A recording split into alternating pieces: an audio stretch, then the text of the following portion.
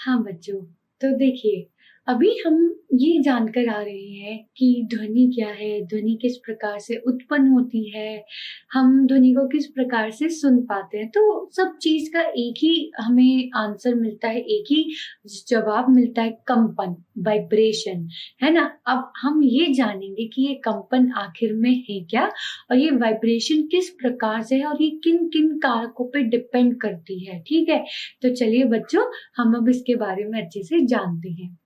तो सबसे पहले बच्चों, हम कंपन के बारे में जानेंगे कि कंपन आखिर में है क्या। तो किसी वस्तु का बच्चों, मैंने आपको पहले भी बताया, कंपन है क्या, किसी भी वस्तु का बार बार इधर उधर आगे पीछे होना क्या कहलाता है, कंपन कहलाता है। और इसी गति को बच्चों हम क्या कह देते हैं, दोलन गति, यानी कि ऑसिलरेटरी मोशन भी कहते हैं। दोलन गति के उदाहरण है कंपित तार, झूले का झूलना आदि। मतलब बच्चों, जब कभी भी कोई भी वस्तु कंपन में है, आगे पीछे हो रही है या फिर इधर इधर हो रही है, तो वो क्या कर रही है, वो दोलन गति कर रही है। और वो दोलन गति ही कंपन का कारण है, और वो कंपन ही हमारी ध्वनि उत्पन्न करने का कारण है। तो बच्चों, कंपन हमारा किस चीज से रिलेट करता है, दोलन गति से। ठीक है, अब हम जानते हैं आवृत्ति क्या है, यानी कि फ्रीक्वेंसी क्या है। तो बच्चों देखिए, जो आवृत्ति है वो किस चीज को दर्शाती है कि एक सेकंड में कोई भी वस्तु कितने दोलन कर पाती है, उस संख्या को बच्चों हम क्या कहते हैं, हम उस संख्या को आवृत्ति कहते हैं। यानी कि बच्चों, प्रति सेकंड होने वाले दोलनों की संख्या को हम क्या कह देते हैं, आवृत्ति, यानी कि फ्रीक्वेंसी कह देते हैं। और इस आवृत्ति को बच्चों हम हर्ट्ज में मापते हैं, और जिसको कि हम इस सिंबल से संकेत करते हैं, HZ। एक हर्ट्ज आवृत्ति एक दोलन प्रति सेकंड के बराबर होती है। एक हर्ट्ज मतलब एक सेकंड में एक दोलन। तो बच्चों, अब आप देखो, अगर आप यहाँ देख रहे हो, इस एक को हम इस पूरे एक, आप ये देख रहे होंगे कि एक पूरी एक वेव है ना। तो इस एक पूरे वेव को हम क्या कहते हैं, एक दोलन। हम इसे क्या कहते हैं, एक दोलन। तो अब आप देख रहे हैं, यहाँ ये कम आवृत्ति संकेत है, और यहाँ पे आपको काफी ज्यादा आवृत्ति मिल रही है। यहाँ पे अगर आप देखें एक, और ये दूसरा, तो मतलब टोटल 2। और यहाँ पे अगर आप देखें 1, 2, 3, 4, मतलब टोटल कितने आपको मिल रहे हैं बच्चों, यहाँ पे दोलन के जितने भी आपको ये दोलन होते हुए आपको ये आवृत्ति मिल रही है, वो कितनी मिल रही है, 4 मिल रही है। तो मतलब बच्चों, एक सेकंड में होने वाले दोलनों की संख्या क्या कहती है, उसे हम आवृत्ति कहते हैं। तो अगर मैं आपको पहले, अगर मैं कहूं कि ये हमारा पहला केस है और ये हमारा दूसरा केस है, तो पहले केस में हमें एक सेकंड में दो आप ये कह लीजिए 2 दोलन देखने को मिल रहे हैं, तो इसकी आवृत्ति कितनी हो गई, 2 हर्ट्ज हो गई। और अगर मैं अब इसमें कहूं दूसरे केस में, तो अब आपने देखा, मैं कह रही हूँ, मैं बता रही हूँ कि एक सेकंड में हमें यहाँ पे 4 दोलन देखने को मिले, तो इसकी आवृत्ति कितनी हो गई, 4 हर्ट्ज हो गई। तो बच्चों, यही क्या है, ये आवृत्ति है, और ये किस पर निर्भर करती है कि प्रति एक सेकंड में कितने दोलन हो रहे हैं, उसकी संख्या को हम क्या कहते हैं, आवृत्ति कहते हैं। और अब हम ये भी जानेंगे कि ये आवृत्ति हमारे लिए क्यों महत्वपूर्ण है। ठीक है, पर पहले हमें इन चीजों को समझना ज्यादा जरूरी है। अगर मैं अब यहाँ से आपसे प्रश्न पूछूं, यदि कोई वस्तु एक सेकंड में, मतलब बच्चों आप ये देखिए, एक सेकंड में 20 दोलन करती है, पूरे 20 दोलन, आधे अधूरे नहीं, पूरे 20 दोलन करती है, तो इसकी आवृत्ति या फ्रीक्वेंसी कितनी होगी। तो अभी हमने पीछे देखा था कि एक सेकंड में पूरे 2 दोलन तो 2 हर्ट्ज, एक सेकंड में 4 दोलन तो 4 हर्ट्ज। तो बच्चों, एक सेकंड में 20 दोलन तो मतलब 20 हर्ट्ज। तो इसकी आवृत्ति कितनी हो गई, 20 हर्ट्ज की। ठीक है बच्चों, बहुत बढ़िया, सबका जवाब एकदम बढ़िया।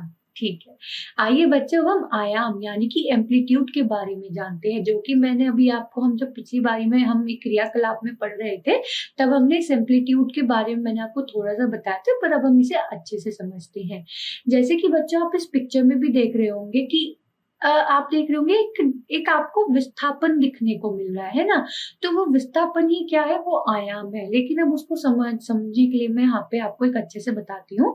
देखिए, मान लीजिए ये एक दोलन हुआ, ये दोलन किस प्रकार से हुआ, यहाँ पे एक कण था, ठीक है। जैसे ही कंपन हुई तो ये कण क्या हुआ, ये ऊपर की तरफ उछला और ये उछला, इतना ज्यादा उछला, ठीक है। तो ये क्या हो गया, ये इस कण का क्या हो गया बच्चों, अधिकतम विस्थापन हो गया, मैक्सिमम डिस्प्लेसमेंट हो गया, किसके कारण, कंपन के कारण। तो किसी भी कण का, किसी भी वस्तु का जो आयाम होता है वो किस पर निर्भर करता है, अधिकतम विस्थापन पर निर्भर करता है। तो कोई भी वस्तु जितना ज्यादा कंपन कर पाती है, या फिर आप ये कह लीजिए कंपन के कारण जो कण है वो जितना ज्यादा डिस्टेंस को ट्रेवल कर पाते हैं या फिर ऐसे अधिकतम विस्थापन दिखा पाते हैं, उसको ही हम क्या कहते हैं बच्चों, आयाम कहते हैं, या फिर आप ये कह लीजिए एम्पलीट्यूड कहते हैं। अगर मैं यहाँ पे एक और बनाऊं और यहाँ पे अब आप ये दोलन देंगे तो यहाँ पे फिर एक कण है और ये कण सिर्फ इतना पहुंचा, इतना डिस्प्लेसमेंट दिखा पाया। तो अब आप देखिए यहाँ पे हमारी जो विस्थापन है वो काफी ज्यादा है और यहाँ पे जो विस्थापन है वो काफी कम है। तो हम कह सकते हैं यहाँ पे कि यहाँ का जो आयाम है वो क्या है, वो बच्चों काफी, ये मैंने 5 बना दिया, तो इसका जो बच्चों आयाम है वो काफी ज्यादा है और यहाँ पे जो आयाम है बच्चों वो कम है, क्योंकि जो कण है उसका जो विस्थापन है वो काफी कम है। तो अब आप देखिए आयाम वह अधिकतम विस्थापन है, वह मैक्सिमम डिस्प्लेसमेंट या दूरी है जो एक कंपित निकाय यानी कि वाइब्रेटिंग बॉडी या तरंग पर किसी बिंदु की संतुलन स्थिति में मापी जाती है। तो यहाँ पे हमें 2 चीजें देखने को मिल रही है बच्चों कंपन के उसमें, एक तो आवृत्ति यानी कि 1 सेकंड में कितने दोलन हो पा रहे हैं, कितनी वेव्स हमें देखने को मिल रही है, और दूसरा आयाम कि कितने विस्थापन से कोई भी एक कंपित निकाय यानी कि वाइब्रेटिंग बॉडी क्या कर पा रही है, अधिकतम विस्थापन कर पा रही है। तो 2 चीज, आवृत्ति और आयाम। अब हम ये जानेंगे बच्चों की किस प्रकार से ध्वनि इन दोनों पर निर्भर करती है। बुद्धिशीलता प्रश्न, आप अनेक सुपरिचित ध्वनियों को पहचान सकते हैं, यह कैसे संभव हो पाता है, ऐसे कौन से कारक हैं जो कि हम इन सभी ध्वनि को अलग बनाते हैं। तो चलिए बच्चों आइए उन कारक, उन फैक्टर्स के बारे में जानते हैं। तो उसे देखने के लिए हम यहाँ एक क्रियाकलाप करेंगे, कंपन का आयाम देखने के लिए हम एक क्रियाकलाप कर रहे हैं। तो इसमें हम क्या प्रयोग में ले रहे हैं बच्चों, आपने एक धातु का गिलास लिया, ये धातु का आपने एक गिलास लिया, अब आपने क्या किया, यहाँ पे आपने एक चम्मच से इसके किनारे पे चोट करी तो आपको क्या मिली, एक ध्वनि उत्पन्न हुई, ठीक है। अब आपने क्या करा बच्चों, आयाम देखने के लिए ध्वनि कैसे उत्पन्न हुई, क्योंकि इसके आसपास वायु के कण हैं, वो वायु के कण कंपन में आए होंगे, आगे पीछे हुए होंगे, मतलब बच्चों उन्होंने कुछ आयाम दिखाया होगा, क्योंकि आयाम क्या है, किसी भी निकाय, किसी भी कंपन निकाय का क्या करना, कंपित होना या फिर विस्थापन दिखाना ही क्या होता है, आयाम। तो जैसे ही आपने चम्मच से उस गिलास को मारा, उसके आसपास के वायु के कण क्या हुए, कंपित हुए, आगे पीछे उन्होंने कुछ आयाम दिखाया।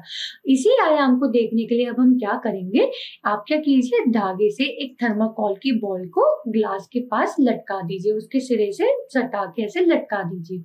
अब आप कीजिए, पहले आराम से हल्के से चम्मच को मारिए, तो आप क्या देखेंगे, जो थर्माकोल की बॉल है वो थोड़ी दूरी पे जाके, ऐसे थोड़ी दूरी पे जाके रुक जाती है, हिलती है, कंपन दिखता है। लेकिन जब आपने उस चम्मच को तेजी से ग्लास के किनारे पे मारा तो जो थर्माकोल की बॉल है वो थोड़ी ज्यादा दूरी पे जाके रुकी। ऐसा क्यों हुआ बच्चों, क्योंकि जब आपने आराम से चोट करी तो कंपन उतना ज्यादा नहीं आया, कंपन ज्यादा नहीं आया तो जो कण थे वो उतना ज्यादा आयाम नहीं दिखा पाए। लेकिन जब कंपन ज्यादा आया, मतलब कि जो कण है वो ज्यादा क्या कर पाए, ज्यादा उछल पाए, ज्यादा विस्थापन दिखा पाए, मतलब कि बच्चों ज्यादा आयाम देखने को मिला। तो हमें यहाँ से क्या निष्कर्ष मिलता है, गेंद का विस्थापन गिलास के कंपन के आयाम की माप है। जब किसी कंपित वस्तु का आयाम अधिक होता है तो इसके द्वारा उत्पन्न हुई ध्वनि भी क्या होती है, प्रबल होती है, ठीक है। तो बच्चों अगर आयाम ज्यादा है तो ध्वनि प्रबल होगी, अगर आयाम कम है तो ध्वनि उतनी ही धीमी होगी। अब बच्चों आइए जानते हैं प्रबलता यानी कि लाउडनेस क्या है। तो बच्चों जो ध्वनि की प्रबलता है वो किसके ऊपर निर्भर करती है, हम अभी देख के आ चुके हैं, आयाम पर। जितना ज्यादा आयाम उतनी ज्यादा उस ध्वनि की प्रबलता। जैसे कि आप देखें यहाँ पे ये एक चूहा है, ठीक है, चूहे ने आवाज निकाली, लेकिन जो वहां की जो आप ही कह लीजिए जो कणों का विस्थापन था वो कितना हुआ, वो काफी आपको यहाँ पे देखिए कम दिखा, कम आयाम दिखा, ठीक है। कम आयाम के कारण वो कैसी ध्वनि रही, वो कम प्रबल रही, शांत ध्वनि रही। लेकिन अगर हम वहीं पर एक हॉर्न ले लें, एक ऐसे सीटी ले लें, तो आपको वहां पे क्या दिखने को मिलेगा, उच्च आयाम देखने को मिलेगा। इसलिए बच्चों सीटी की जो ध्वनि होती है वो काफी ज्यादा प्रबल होती है। तो बच्चों हम यहाँ से क्या समझ पा रहे हैं कि जो ध्वनि की प्रबलता है वो किसके ऊपर निर्भर करती है, आयाम के ऊपर, यानी कि एम्पलीट्यूड पर निर्भर करती है। जितना ज्यादा कंपन होगा उतना ज्यादा ही हमें क्या देखने को मिलेगा, आयाम देखने को मिलेगा। तो इसके द्वारा उत्पन्न ध्वनि प्रबल होती है। जब आयाम छोटा होता है तो ध्वनि मंद होती है। ध्वनि की प्रबलता ध्वनि उत्पन्न करने वाले कंपनों के आयाम के वर्ग के समानुपातिक है। उदाहरण के लिए यदि आयाम दुगुना हो जाए तो प्रबलता 4 गुना ज्यादा हो जाती है। और इस प्रबलता को बच्चों हम किसमें देखते हैं, किसमें मापते हैं, डेसिबल यानी कि डीबी में मापते हैं। तो जैसे कि बच्चों आपने देखा होगा जब कभी भी हम ईयरफोन्स लगा के गाना सुनते हैं और जैसे ही वॉल्यूम, जैसे ही उस ध्वनि की प्रबलता ज्यादा होती है तो एकदम से आपको वहां पे एक मैसेज दिखता है, एक आपको चेतावनी दिखती है कि अगर आपने इससे ज्यादा इसकी प्रबलता बढ़ाई तो आपको कुछ हानि, आपके कानों को हानि हो सकती है ना। तो वो बच्चों किस चीज की, वो ध्वनि की प्रबलता जो कि हम डेसिबल में उसको मापते हैं। यहाँ पे अब प्रश्न आता है, क्या आप किसी भी बच्चे की ध्वनि की तुलना एक वयस्क यानी कि एक अडल्ट के साथ कर सकते हैं? कुछ अंतर देखने को मिलेगा, बिल्कुल बच्चों, है ना। तो किस वजह से, इसी कारण क्योंकि उनकी जो ध्वनि है वो प्रबल पे डिपेंड, इस आयाम पे डिपेंड कर रही होती है। और एक प्रकार और है यानी कि तारत्व यानी कि पिच। तो बच्चों जानते हैं ये पिच आखिर में है क्या। पिच बच्चों किस पर निर्भर करती है, आवृत्ति पर।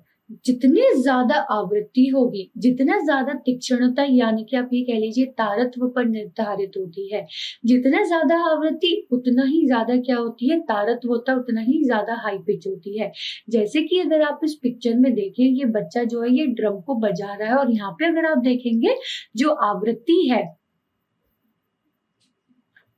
वो कैसी है बच्चों, कम है।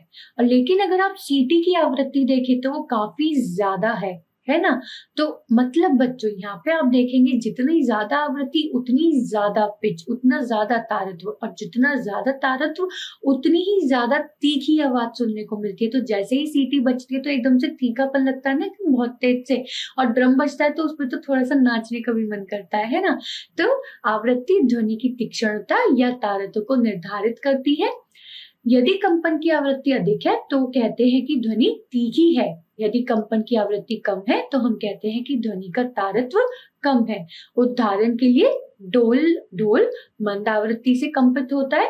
यही अगर हम देखें तो दूसरी ओर सीटी की जो आवृत्ति है वो काफी ज्यादा अधिक होती है। इसलिए तो बच्चों स्कूल में जो पीटी सर होते हैं वो सीटी बजाते हैं, ना कि ड्रम, जिससे कि जो ध्वनि वो इतनी तीखी हो कि सबके कानों में ऐसे पड़ जाए और सब एकदम से क्या हो जाए, एकदम से तैयार हो जाए काम करने के लिए, है ना।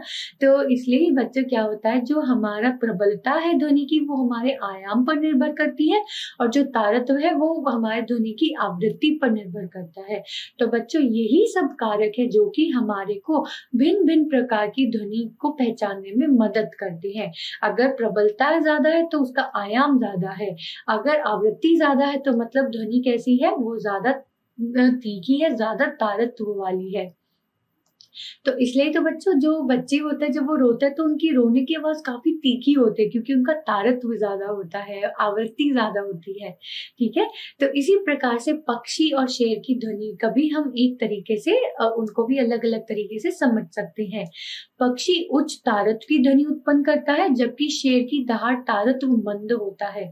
फिर भी जो शेर की दहाड़ है वो अत्यधिक प्रबल होती है, इसलिए हमें अच्छे से सुनाई पड़ती है। पक्षी की ध्वनि दुर्बल होती है।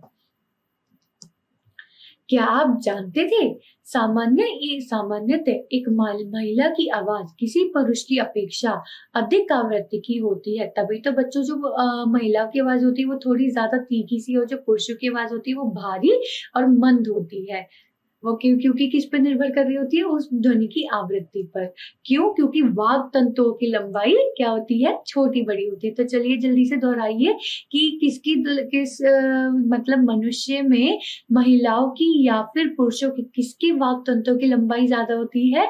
तो बिल्कुल सही, पुरुषों की वाग तंतुओं की लंबाई ज्यादा होती है। और कितनी होती है? 20 मिलीमीटर, और महिलाओं की 15। आइए बच्चों, अब हम जानते हैं कुछ अलग तरह की ध्वनियों के बारे में। तो वो क्या होती है? श्रव्य और अश्रव्य। ऐसा होता है बच्चों, हमने जाना कि आवृत्ति हम हर्ट्ज में मापते हैं। अगर कोई भी ध्वनि 20 हर्ट्ज से कम की है या फिर 20,000 हर्ट्ज से ज्यादा की है, तो उस ध्वनि को बच्चों हम हम जो मनुष्य हैं, हम उस ध्वनि को सुनने में असमर्थ हैं। तो लगभग 20 कंपन प्रति सेकंड, 20 हर्ट्ज से कम आवृत्ति की ध्वनियां मानव कान नहीं सुन सकता। ऐसी ध्वनियों को हम क्या कहते हैं बच्चों? अश्रव्य कहते हैं, यानी कि इनऑडिबल कहते हैं। लगभग 20,000 कंपन प्रति सेकंड, 20 किलोहर्ट्ज से अधिक आवृत्ति की ध्वनियों भी मानव कान द्वारा नहीं सुना जाता, और इस प्रकार की ध्वनि को हम श्रव्य ध्वनि कहते हैं। तो हमारे जो सुनने की क्षमता है वो किस रेंज में है बच्चों? 20 हर्ट्ज से 20,000 हर्ट्ज तक की होती है। अगर इससे कम या इससे ज्यादा है तो उस प्रकार की ध्वनि को मानव कान नहीं सुन सकता। जैसे कि अगर मैं आपको बताऊं, वो होता है ना बच्चों, अर्थक्वेक। हाँ, अर्थक्वेक को हम नहीं सुन सकते हैं ना। अर्थक्वेक की जो आवाज है, जो उसकी ध्वनि, हम उसे नहीं सुन पाते। क्यों? क्योंकि वो हमारी रेंज में ही नहीं है। तो आप देखेंगे हम 20 हर्ट्ज से 20 किलो हर्ट्ज तक की इस ध्वनि को सुन सकते हैं। मतलब कि हम थोड़े से मंद फुसफुसाहट ध्वनि इन सबको सुन सकते हैं, लेकिन चिकित्सा और विनाशकारी, निंदान और एंडी, इन सब आवाजों को हम नहीं सुन सकते, क्योंकि ये 20 किलो हर्ट्ज से काफी ज्यादा है। ठीक है बच्चों, अब यहाँ पे फिर से एक मजेदार तथ्य है, और वो मजेदार तथ्य क्या है कि बच्चों, हमारे पास कुछ ऐसे जंतु हैं जो कि 20,000 हर्ट्ज से अधिक की आवृत्ति वाली ध्वनि को भी सुन सकते हैं। और ऐसा जंतु कौन है? कुत्तों, मतलब बच्चों डॉग्स जो होते हैं वो 20,000 हर्ट्ज से ज्यादा अधिक वाली आवृत्ति को सुन पाते हैं। तभी तो बच्चों हम उन ऐसे डॉग्स को ऐसे क्या कहते हैं, केस सॉल्व करने में पुलिसों द्वारा ये उपयोग किए जाते हैं, क्योंकि इनके पास ये क्षमता है कि ये 20,000 हर्ट्ज से ज्यादा अधिक की आवृत्ति को सुन पाते हैं। तो पुलिसकर्मी उच्च आवृत्ति की ध्वनि उत्पन्न करने वाली सीटियों का उपयोग करते हैं, जिसे कुत्ते सुन सकते हैं लेकिन मानव नहीं सुन सकते। है ना मजेदार तथ्य? अब आइए एक और मजेदार तथ्य के बारे में जानते हैं। पराश्रव्य ध्वनि यानी कि अल्ट्रासाउंड, ये एक प्रकार का उपकरण है बच्चों, जो कि हम चिकित्सा के क्षेत्र में काफी ज्यादा उपयोग करते हैं, ये जानने के लिए कि जैसे मान लीजिए कभी कभी क्या होता है, पेट में दर्द हो रहा है, अब डॉक्टर के चले गए, दवाई खा ली, सब कुछ कर लिया, पता ही नहीं चल रहा हो क्या रहा है। तो डॉक्टर क्या कहते हैं, चलिए एक काम करते हैं, अल्ट्रासाउंड करा के देखते हैं। और वो अल्ट्रासाउंड क्यों कराने के लिए बोलते हैं? क्योंकि बच्चों वहां से हमें ये पता, ये एक ऐसा अनुसंधान है, ये एक ऐसी चीज है जो कि हमारे को ये पता लगा के बता सकती है कि आखिर में हमारे अंदर क्या दिक्कत हो रही है। तो बच्चों, पराश्रव्य ध्वनि यानी कि अल्ट्रासाउंड उपकरण तो चिकित्सा के क्षेत्र में अनेक समस्याओं के अनुसंधान यानी कि इन्वेस्टिगेशन एवं निदान के लिए प्रयोग होता है। 20,000 हर्ट्ज से अधिक की आवृत्ति पर ये कार्य करते हैं। तो इसलिए ही बच्चों, हम इस अल्ट्रासाउंड की जो ध्वनि है हम उसको नहीं सुन पाते। है ना एकदम मजेदार बच्चों? बहुत बढ़िया। तो बच्चों, मैं आशा करती हूँ आपको ये बहुत अच्छे से समझ में आया होगा कि ध्वनि किस प्रकार से किन कारक पर निर्भर करती है। तो हमने जाना आयाम और आवृत्ति, है ना। तो बच्चों, हम एकदम अच्छे से पढ़ रहे हैं, सब कुछ समझ में आ रहा है, बहुत बढ़िया। तो चलिए आइए इसको इसी तरीके से और अच्छे से समझते हैं कुछ और अलग चीजों के बारे में।